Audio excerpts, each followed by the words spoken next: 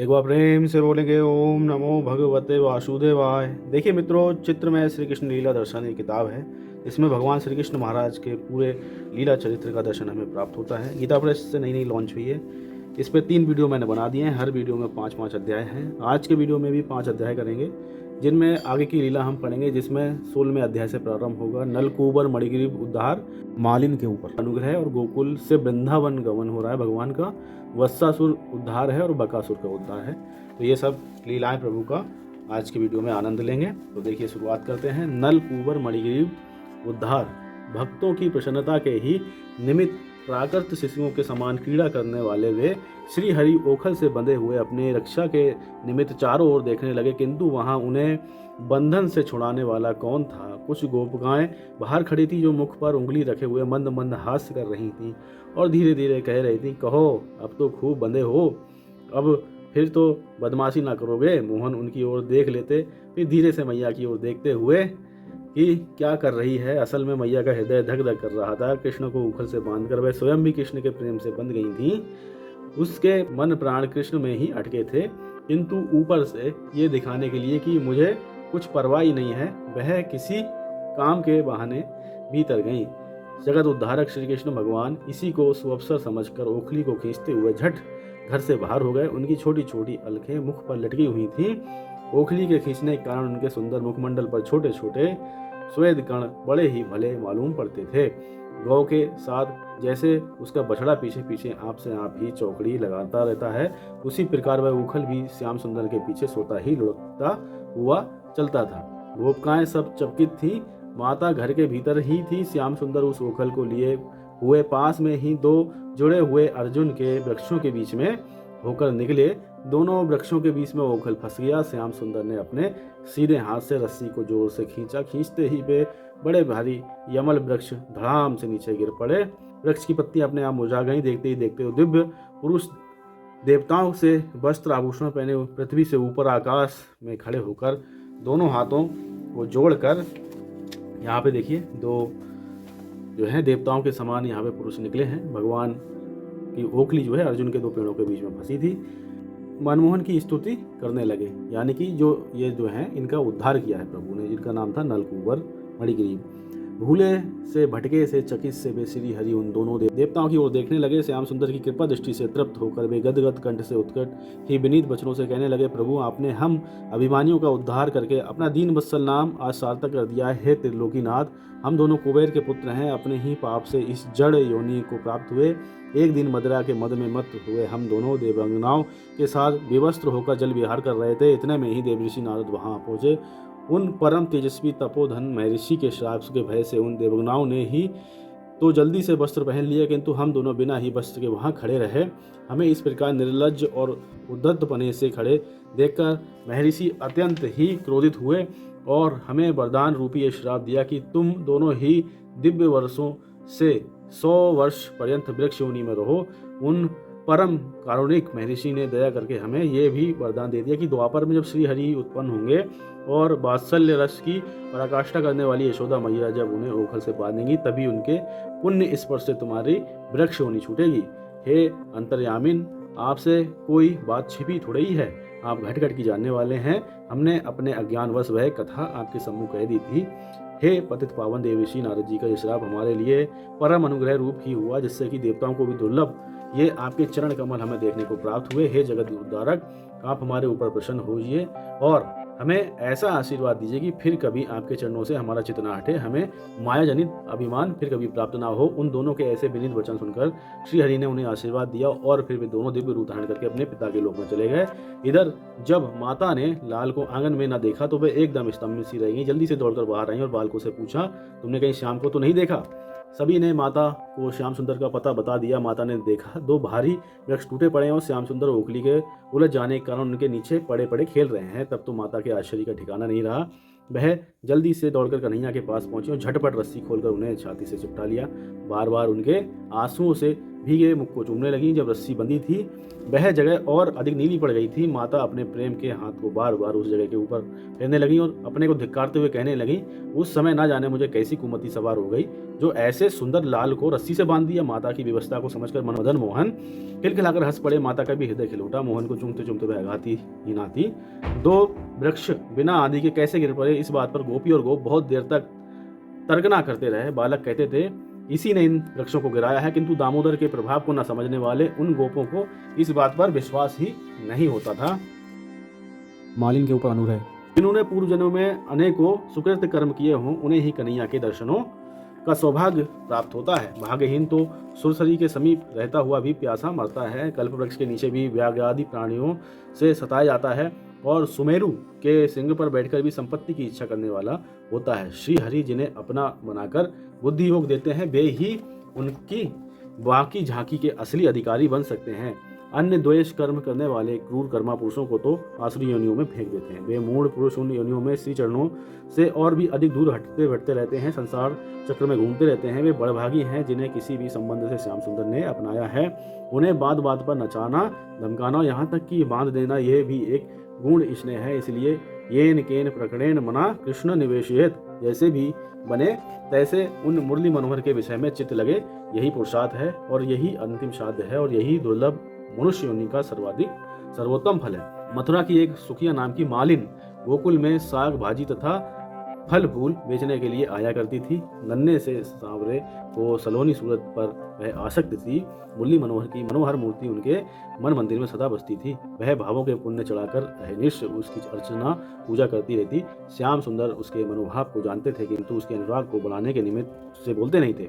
वह जब भी आती तभी आप खेलने के लिए बाहर निकल जाते। वे बेचारी मन महसूस कर रह जाती और मन ही मन कहती कि हे श्याम सुंदर, तुम इतने निष्ठुर कैसे हो? जो तुम्हें चाहते हैं उनसे तुम दूर भागते हो और जो तुमसे बैर करते हैं उन्हें प्रसन्नता से पास बुला लेते हो। तुम्हारी इस वक्रता का असली रहस्य क्या है, इसे कौन जान सकता है? मालिन के मन से मदन मोहन कभी दूर हटते ही नहीं थे किंतु शरीर से सदा ही अलग रहते थे, मानो वे उससे डरते हो। मालिन घंटों नंद भवन में बैठी रहती किंतु नंदलाल के साथ आज तक उसका कभी संलाप नहीं हुआ। कभी उस बिहारी ने मालिन की ओर हंसकर नहीं देखा। प्रेम की कुछ उल्टी ही रीति है। प्रेमी ज्यों ज्यों अपनी ओर से उपेक्षा के भाव दिखाता है, अनुराग के भाव त्यों ही त्यों अधिकाधिक उभरने लगते हैं। तो सब जानने वाले हैं। देखिए, एक दिन वह मोहन की मंजुल मूर्ति का ध्यान करती हुई ब्रज में आवाज दे रही थी, फल ले लो री फल। संपूर्ण फलों के एकमात्र दाता वे श्री हरि मालिन से फल खरीदने के लिए घर से दौड़े। अरुण रंग के छोटे छोटे दोनों हाथों में धान्य भरकर वे जल्दी जल्दी हाँफते हुए मालिन की ओर आ रहे थे।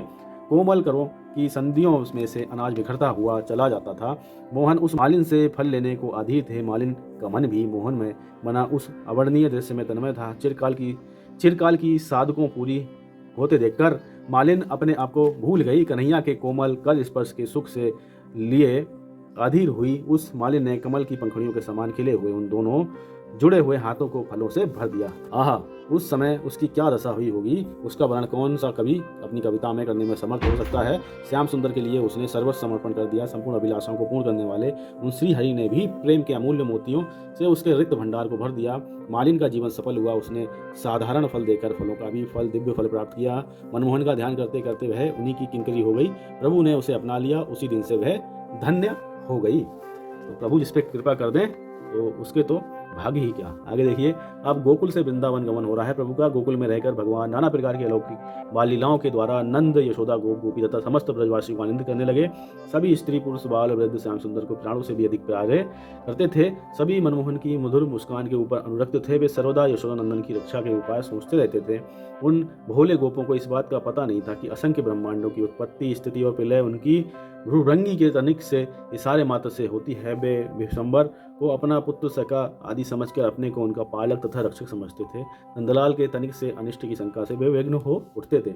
जिस दिन से यशोदा नंदन का गोकुल में प्रादुर्भाव हुआ था उसी दिन से नित्य नूतन उत्पात होते हैं। कभी सकट गिरता तो कभी राक्षसी आते, कभी जोरों की आदि आती तो कभी आप वृक्ष गिर जाते। इन उत्पातों को देखकर सभी ब्रजवासी चिंतित से रहने लगे। उन सब गोपों में उपनंद नाम के एक बूढ़े गोप थे। उन्होंने कहा, भाई हम गोपों का कहीं घर द्वार तो है ही नहीं, गौ ही हमारा परम धन है। जहाँ जाकर हमने अपने सकट खड़े हुए देखे वहाँ हमारा नगर हो गया। इन वन में हमारा कुछ बपोती तो है ही नहीं। जब इस वन में रोज ऐसे उत्पात होते हैं तो हम फिर इसमें क्यों रहें। मेरी तलाश में वृंदावन नाम का एक उस पार बड़ा सुंदर सघन वन है, उसमें घास भी खूब है, यमुना जी भी पास है, गोवर्धन पर्वत भी निकट है। यदि तुम सब भाइयों की सम्मति हो तो हम कल ही वहाँ के लिए प्रस्थान कर दें, क्योंकि नंदलाल की रक्षा करना हमारा परम ध्येय है। यशोदानंदन को हम दुखी नहीं देख सकते। सभी गोपों ने इस बात का सहर्ष अनुमोदन किया। दूसरे ही दिन सड़कों पर सभी सामान लाद कर गोकुलवासी वृंदावन चलने की तैयारी करने लगे। बड़े बड़े छकड़ों में सोने चांदी तथा पीतल कांसे के बर्तन भर लिए, ऊपर से उनमें खाटें बिछा दी, उनके ऊपर ओढ़ने बिछाने के कपड़े रख दिए। स्त्रियां अपने अपने बच्चों को, यहाँ पे देखिए इस प्रकार से सब लोग गोकुल से वृंदावन के लिए जा रहे हैं, बच्चों को लेकर छकड़ों में बिछी हुई खाटों पर बैठ गईं। कुछ गोप तो हाथों में बड़े बड़े लट्ठ लेकर आगे चल रहे थे, कुछ छकड़ों को हाँक रहे थे और बहुत से गौों की रक्षा में नियुक्त थे। रंग बिरंगी लाखों गायें आगे आगे चल रही थी, उनके पीछे पीछे बहुत से गोपों के पुरोहित ब्राह्मण थे। उनके पीछे हाथों में लट्ठ लिए नंगे बदन पगड़ी बांधे बूढ़े बूढ़े गोप चल रहे थे। गोपों के पीछे बड़े बड़े बलवान बैल जिनमें जुते थे ऐसे छकड़े धीरे धीरे गोपों का अनुसरण कर रहे थे। गौओं के आगे आगे चलने वाले गोप नरसिंगा बजाते जाते थे, गौएं चलती चलती घास को चुगती जाती थीं। बूढ़े गोप वृंदावन के संबंध में बातें करते थे और छकड़ों में बैठी ब्रज अंगनाएं श्री कृष्ण की बाल लीलाओं का कलकंठ से गान करती जाती थीं। सबसे आगे के छकड़े में यशोदा जी और रोहिणी जी बलराम और श्री कृष्ण को गोद में लिए बैठी थी। चंचल शिरोमणि श्री कृष्ण बार बार उचक उचक कर छकड़े में से चारों ओर वन को देखते जाते थे और उसके सौंदर्य पर मुग्ध होकर दोनों हाथों से तालियां बजा बजा कर किलकारियां मारते जाते थे। मैया कहती, कृष्ण तू इतनी चंचलता मत कर, देख ये बैल बड़े तेज हैं, भागने लगेंगे तो काफी बड़ी आफत होगी। मदन मोहन माता की बात को सुनकर थोड़ी देर में चुप हो जाते, बैठ जाते। थोड़ी देर बाद हरे भरे जंगल को देखकर फिर उछलने लगते। कभी कभी बलराम जी से कहते, भैया वह देखो दूर, बहुत दूर, वह कितना लंबा वृक्ष है। ये सुनकर बलराम जी भी खड़े होकर इधर उधर देखने लगते। दोनों माताएं बलपूर्वक उन्हें बैठाती। इस प्रकार अनेक वनों और उपवनों को लांघते हुए यमुना जी के किनारे गोपों का दल वृंदावन में पहुंच गया। उस वन की रमणीयता को देखकर सभी नर नारी बड़े ही प्रसन्न हुए। यमुना जी के एक ऊंचे टीले पर अर्धचंदाकार घेरा बनाकर उन सभी गोपों ने अपने अपने छकड़े खड़े कर दिए। छोटे छोटे ग्वाल वाले यमुना जी की रेती में आकर क्रीड़ा करने लगे। गोपों ने अपनी अपनी गौओं के लिए घेर बनाए। बलराम और श्री कृष्ण उस वृंदावन की शोभा को देखकर परम आनंदित हुए हैं। वे उस वन में गोप ग्वालों के साथ भांति भांति क्रीड़ाएं करने लगे।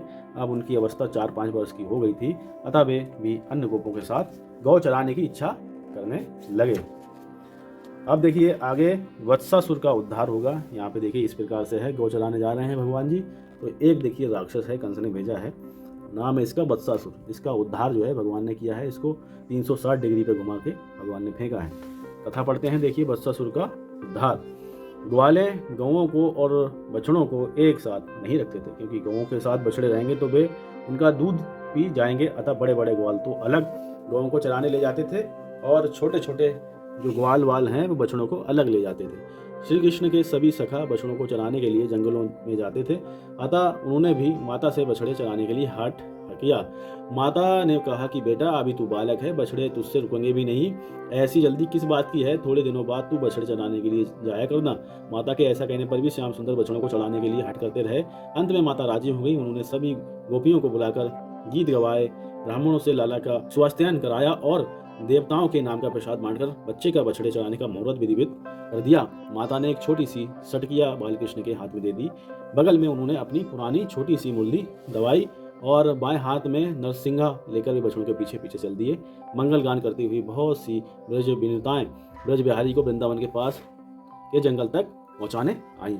श्री हरि अपने भाई बलराम के साथ वन में गोप ग्वालों को लेकर भांति भांति कीड़ा करने लगे। कभी तो आप मुरली बजाते, कभी पैंजनी बजाकर नृत्य करते, कभी ग्वालों के साथ ग्राम्य गीत गाने लगे, कभी ताल ठोककर कुश्ती कर लड़ते, कभी आंखें मूंदकर दूसरे गोप की आवाज के सहारे उसे छूने जाते। ग्वाल वाल भी इसके साथ कीड़ा करते समय अपने आप को भूल जाते। बछड़े कभी अत्यंत चढ़ने जाते ही नहीं थे, वे बालकृष्ण से ऐसे ही हिल गए थे कि उनके बिना दूसरी जगह हटना उन्हें बुरा लगता था। एक दिन कंस का भेजा हुआ इच्छानुरूप शरीर धारण करने वाला असुर बछड़े का रूप बनाकर श्री कृष्ण के बछड़ों में आकर मिल गया। अंतर्यामी प्रभु से भला वह क्या कपट कर सकता था। जो मायापति है, माया जिनकी चेरी है, उनके साथ माया करके वह उन श्री हरि का कुछ बिगाड़ थोड़ी सकता है। उनके हाथों मरकर वह स्वयं अपना उद्धार करना चाहता था। घट घट की जानने वाले प्रभु उसकी कपट को तुरंत ही समझ गए। धीरे से आंख के इशारे से उन्होंने बलदेव जी को बताया, ये देखो मायावी असुर बछड़े का रूप बनाकर ग्वाल बाल तथा गोवत्सों को मारने की इच्छा से यहाँ आया है, मैं इसका वध करूंगा। श्याम सुंदर के संकेत को समझकर श्री कृष्ण जी उस असुर की ओर देखने लगे। वह पूंछ उठाकर थोड़ा ही मलबूत त्यागा हुआ आंखें फाड़ फाड़ कर गोवस्त और ग्वालों की ओर देख रहा था। सभी बछड़े सशंकित होकर चरना बंद करके कान उठाए उसी की ओर देख रहे थे। मदन मोहन उसकी दृष्टि को बचाकर धीरे धीरे उसी की ओर चले। वह अपनी घात में था, उसे इस बात का पता नहीं था कि मुझे श्री कृष्ण ने पहचान लिया। वह इधर उधर देख ही रहा था कि मुरारी एकदम उसके पीछे पहुंचे। असुर के समीप पहुंचकर दैत्य संहारी श्री कृष्ण भगवान ने उसके पीछे के दोनों पैरों को पकड़ा और उसे जोर से चारों ओर घुमाकर पास के ही खड़े हुए एक वृक्ष में दे मारा। जोर से चारों ओर घुमाने से वह बेहोश होकर तड़पने लगा। कैद के पेड़ में लगते ही उसके प्राण पखेरु उड़ गए। शरीर त्यागते समय वह मायापति के सामने अपनी माया को छिपा नहीं सका। कृष्ण भगवान ने सभी को धैर्य बनाते हुए कहा कि हे गोपालो, तुम डरो मत। यह कंस का भेजा हुआ मायावी असुर है। बछड़े का रूप बनाकर हमारे बछड़ों के समूह में मिल गया था। मैंने इसे पछाड़ दिया है। मेरे ही मारने से यह मरकर कैद के पेड़ से नीचे गिर गया है। मरते समय इसने अपना असली रूप दिखाया है। तुम लोग इससे अब भय मत करो, ये तो मरा हुआ पड़ा है। श्री कृष्ण भगवान के ऐसे मधुर वचनों को सुनकर सभी को संतोष हुआ है। उनका भय अब जाता रहा। वे बार बार श्री कृष्ण की स्तुति करने लगे और कहने लगे कि हे यशोदानंदन, आज तुमने हमें बड़ा भारी संकट से बचाया है। तुम हमारे रक्षक हो। इस प्रकार श्री हरि ने वत्सासुर का वध करके गोवत्स तथा गोपालों को भारी भय से छुड़ाया है। वे ही वत्सासुर के संहारी श्री कृष्ण हमें अपनी अहेतु की भक्ति प्रदान करें। अब देखिए बकासुर का उद्धार होगा। वत्सासुर के वध के दिन से बालकों को विश्वास हो गया था कि कृष्ण ही भगवान हमारे रक्षक हैं। एक दिन मुरली की तान छेड़ते हुए मनमोहन बछड़ों के पीछे पीछे जा रहे थे कि सहसा छोटे छोटे बछड़े ऊपर को पूंछ उठाकर भयभीत होकर भागने लगे। ग्वालवाल उनके भय का कुछ भी कारण ना समझ सके। वे भय से सामने देखने लगे। सामने उन्हें एक बहुत बड़ा सुंदर सरोवर दिखाई दिया जिसमें लाल रंग के बहुत से कमल खिल रहे थे। सारस, हंस, चक्रवात तथा और भी नाना प्रकार के जलजीव वहां कीड़ा कर रहे थे। उनके पास में ही उन्होंने एक बड़ा भारी बगुला को देखा। तो बगुला देखिए, एक बहुत बड़ा यह बगुला है। इस प्रकार से है बकासुर का यहाँ पे उद्धार कर रहे हैं भगवान जी। तो बहुत बड़ा बगुला देखा। वह भयंकर आकृति वाला बगुला एक पैर से खड़ा हुआ, पंखों को फैलाए वक्र दृष्टि से ग्वालों की ओर देख रहा था। श्री कृष्ण भगवान सबके आगे थे, अन्य सभी ग्वालवाल पीछे थे। दूर से ही वह उस भयंकर बगुले को देखकर वे गोपकुमार डर गए और भय से कांपते हुए कहने लगे, हे दुष्टों को मारने वाले श्री कृष्ण, इस भयंकर बगुला से हमारी रक्षा करो। हे दुष्ट कंदन, इसी क्रूर कर्मा प्राणी से डरकर बछड़े इधर उधर भाग रहे हैं। फिर देखिए आगे भगवान की ओर वह बगुला बढ़ता है और जल्दी से मुंह फैलाकर वह मदन मोहन को निकल जाता है। श्री कृष्ण भगवान को बकासुर निकल गया। इसे देखकर सभी ग्वालवाल भय के कारण थर थर कांपने लगे और बलदेव जी को पुकार के कहने लगे कि ये हलदर, हम सबके एकमात्र रक्षक श्री कृष्ण को इस दुष्ट असुर निकल गया है। हे संकर्षण, ये पापी हमें ना छोड़ेगा। आप इस दुष्ट का किसी प्रकार वध करिए। बलदेव जी ने गोपालों को धैर्य बताते हुए कहा कि हे गोपो, तुम डरो मत। त्रिभुवन में ऐसा कोई नहीं है जो चराचर के स्वामी श्री कृष्ण का कुछ भी अनिष्ट कर सके। हरि के पेट में पहुंचते ही उस असुर का पेट जलने लगा। वह जलन की पीड़ा से इतना घबराया कि उसके उसी समय बमन कर दी। बमन के साथ साथ भगवान ज्यों के त्यों बाहर निकल आए। उसी शरीर में किसी प्रकार की भी क्षति नहीं हुई। वे पहले के समान ही गोपों को देखकर मुस्कुराने लगे। श्याम सुंदर के दर्शन करके गोप वालों का भय एकदम जाता रहा। हे कृष्ण कहकर बड़े जोर से चिल्लाने लगे। भगवान ने उन सबको भयभीत देखकर बक का वध करना ही उचित समझा। उन्होंने अपने कोमल करों से बक की चोंच को नीचे भाग पकड़ लिया। नीचे के भाग को पकड़ते ही वह बगुला वेशधारी उल्टा असुर बन गया। नंद कंदन ने अपने दोनों चरण उसकी चोंच के ऊपर के भाग पर रख दिए और उसे चीरने लगे। वह अपनी मृत्यु निकट देखकर चित्कार करने लगा। उसकी बहुत लंबी जीभ आंख से बाहर निकल पड़ी। भगवान ने उसे पोले बांस की तरह बीच में से चीर डाला। तब सभी ग्वालवाल साधु साधु कहकर उछलने लगे। ऐसे बकासुर के वध करने वाले बनवानी के पाद पंगों में हमारा बार बार प्रणाम है। जय हो श्री कृष्ण महाराज की जय। ओम नमो भगवते वासुदेवाय।